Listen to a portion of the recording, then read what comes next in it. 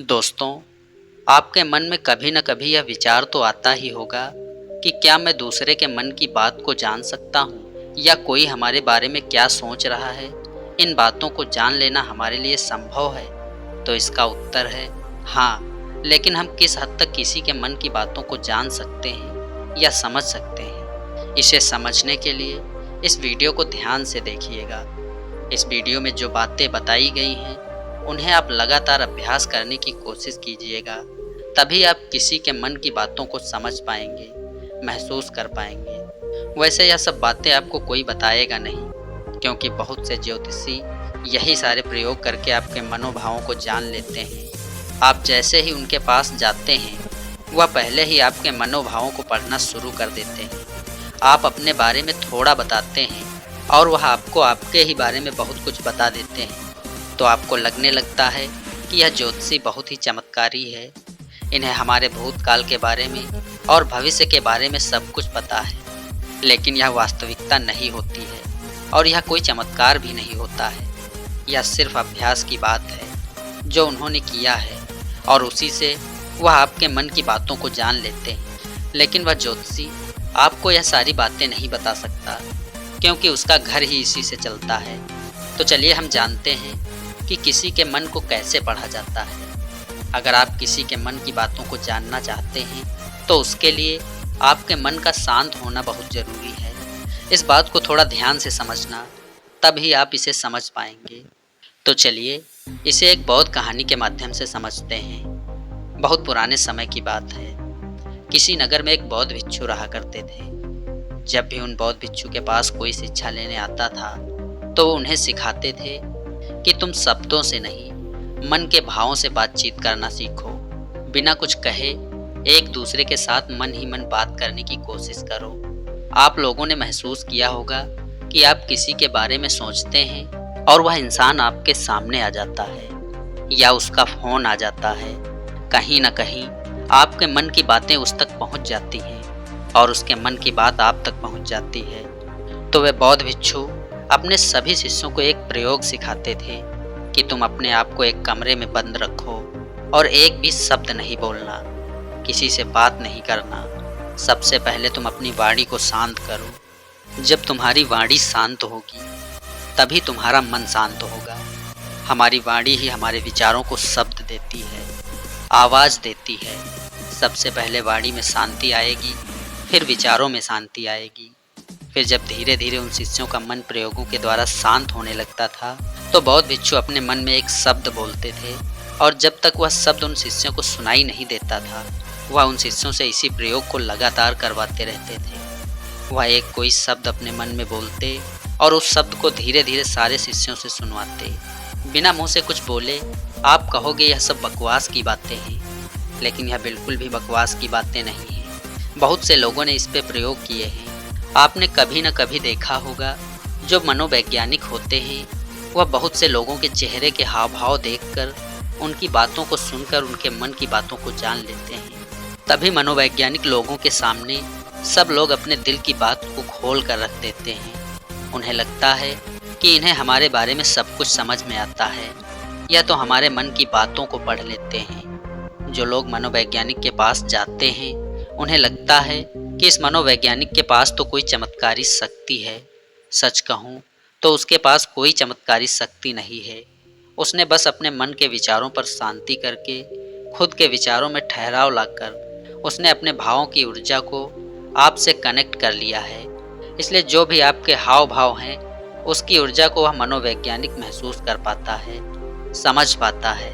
सीधा सरल सा सूत्र है कि जब तक आप बोलते रहते हैं सामने वाले सुनते रहते हैं। आप बोलना बंद करते हैं तभी सामने वाला जो बोल रहा है वह आप सुन पाते हैं। यदि आप दोनों लगातार बोलते रहेंगे तो किसी की समझ में कुछ नहीं आएगा। ठीक इसी तरह से यदि आपका मन चुप है तभी आप किसी दूसरे की मन की बातों को सुन सकते हैं। मन के चुप होने का मतलब यह है कि आप विचार और कल्पनाओं से बाहर निकलकर पूर्णतः शांत हो जाएं। इसे ही चित्त का शांत होना कहते हैं। इस मन की शक्ति के बल पर जो योगी लोग होते हैं वह चींटियों के पैरों में बंधे घुंघरू की आवाज़ तक सुन लेते हैं। तो लोगों के मन में तो दुनिया भर का शोर मचा हुआ है, वह आपको कैसे नहीं सुनाई देगा। लेकिन इसके लिए आपको एक बात बता दूं, जिन लोगों का मन बहुत चंचल रहता है, बहुत दौड़ता रहता है, ऐसे लोग अपने ही मन की बातों को ठीक से नहीं समझ पाते, तो वो किसी और के मन की बात को क्या समझ पाएंगे। मैं आपको एक और कहानी सुनाता हूँ। किसी समय में एक फकीर हुए। वह अपने एक शिष्य के साथ रोज़ टहलने जाया करते थे। एक दिन जो उनका शिष्य था, तो एक दिन उनका शिष्य अपने मित्र को साथ लेकर आया। सुबह का समय था। उनका शिष्य और उनका मित्र भी साथ साथ चलने लगे। वह काफ़ी देर तक ऐसे ही पैदल चलते रहे। किसी ने कोई आवाज़ नहीं की। जो उनके शिष्य का मित्र था, वह बड़ा हैरान हो रहा था कि यह लोग कुछ बोलते क्यों नहीं, इतनी देर से चुप क्यों हैं। तो उसने सोचा, मैं ही बात शुरू करता हूँ। और काफ़ी समय गुजरने के बाद उसने सिर्फ इतना कहा कि कितनी अच्छी सुबह है, कितना अच्छा मौसम है। जब उस शिष्य के मित्र ने यह बात कही, तो उन फकीर ने कहा कि कल से तुम अपने मित्र को मेरे पास बिल्कुल लेकर मत आना, क्योंकि यह बहुत शोर मचाता है। वह शिष्य बड़ा हैरान हो गया कि इसने तो सिर्फ इतना कहा है कि कितनी अच्छी सुबह है और मौसम कितना अच्छा है, इसमें इसने ऐसा कौन सा शोर मचा दिया। तो फकीर ने कहा, अब मेरा मन पूर्णतः शांत हो गया है। अब जरा सी आवाज़ मुझे शोरगुल मालूम होती है। सुबह अच्छी है तो है, मौसम अच्छा है तो है। मैं भी देख रहा हूँ कि मौसम अच्छा है, तुम भी देख रहे हो, तुम भी देख रहे हो। तो इस बात को व्यर्थ में बताने का क्या मतलब है। मेरे मन में ऐसी शांति भर गई है कि यह व्यर्थ की बातें मुझे बिल्कुल अच्छी नहीं लगती, क्योंकि मैं बिना बोले सब कुछ सुन सकता हूँ और बिना कुछ कहे सब कुछ कह सकता हूँ। तो मैं शब्दों को बोलकर और सुनकर अपनी शक्ति को क्यों नष्ट करूँ। जब मैं बिना बोले कुछ सुन सकता हूँ, तो मुझे शब्दों की ज़रूरत ही नहीं। अगर आप भी चाहते हैं कि आप दूसरे लोगों की मन की बातों को जान सकें, तो उसके लिए आपको एक प्रयोग करना होगा। सबसे पहले आप दिन में कुछ समय निश्चित करें कि इस समय से इस समय तक आप कुछ नहीं बोलेंगे, और उस समय पर आप एक आसन में बैठना सीखिए और अपने मन में ज़रा झांक कर देखिए कि वहाँ क्या चल रहा है।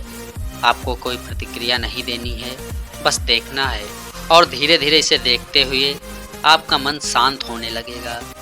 इसे ही महात्मा बुद्ध ने आनापानसति योग कहा है, जिसमें आपका पूरा ध्यान आपकी श्वास पर रहता है। इससे आपके मन में पूर्णतः शांति आ जाती है, और जब आपका मन पूरी तरह से शांत हो जाता है, तो आप अपने आसपास हो रही चीज़ों को, लोगों को गहराई से देख पाते हैं, गहराई से समझ पाते हैं, सुन पाते हैं।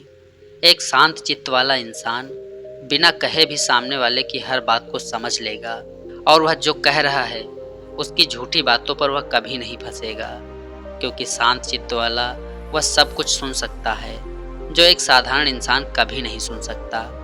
अगर आप भी चाहते हैं कि आप लोगों के मन को पढ़ सकें, उनके मन में चल रही भावनाओं को महसूस कर सकें, तो उसके लिए आप अपने मन को शांत करने का अभ्यास करें। और जब मन शांत हो जाए, तो धीरे धीरे लोगों के मन में झांकने की कोशिश करें, उनके हाव भाव को समझने की कोशिश करें, उनके शब्दों पर नहीं जाएं। जो उनके हाव भाव हैं, उन्हें गहराई से समझने की कोशिश करें। दूसरे के मन की बात को जान लेना, इसमें कोई बड़ी बात नहीं है, पर शर्त यही है कि आपको यह अभ्यास निरंतर करना होगा। जिस दिन आपका यह अभ्यास सिद्ध हो जाएगा, आपको बिना कहे भी लोगों के मन की सारी बातें बिल्कुल साफ सुनाई देंगी। अब आप यह सोच रहे होंगे कि किसी और के मन की बात को बता करके हमें क्या फ़ायदा मिल जाएगा, लेकिन मैं आपको बता दूं कि इसका फ़ायदा आपको जीवन के हर क्षेत्र में मिलेगा। चाहे वह आपके रिश्ते हों या आप ज़िंदगी के किसी भी क्षेत्र में चले जाओ, अगर आप सामने वाले के मन की बातों को समझ पाओ, महसूस कर पाओ, तो आप ज़िंदगी में हर कामयाबी हासिल कर सकते हो। इसके बहुत फ़ायदे हैं। इससे आपको कोई भी इंसान झूठ बोलकर धोखा नहीं दे सकता, कोई आपका इस्तेमाल नहीं कर सकता, आप हर तरह की भावनात्मक चोट खाने से बच जाएंगे, कोई आपके पैसे लूट कर नहीं जा सकता। और एक बात मैं आपको बता दूं कि यह प्रयोग एक दिन से सिद्ध नहीं होते हैं, इनमें थोड़ा समय लगता है, बहुत ज़्यादा तो नहीं, लेकिन कुछ महीनों का अभ्यास तो आपको लगता ही है। और जब आप इन सभी अभ्यासों को सिद्ध कर लेंगे, तो आप किसी के मन की बातों को आसानी से जान लेंगे। दोस्तों, मैं उम्मीद करता हूँ इस वीडियो से आपको कुछ न कुछ सीखने को ज़रूर मिला होगा। अगर यह वीडियो आपको अच्छी लगी हो तो वीडियो को एक लाइक करके अपने दोस्तों के साथ शेयर करना ना भूलें। वीडियो पर आपका अपना कीमती समय देने के लिए बहुत बहुत धन्यवाद।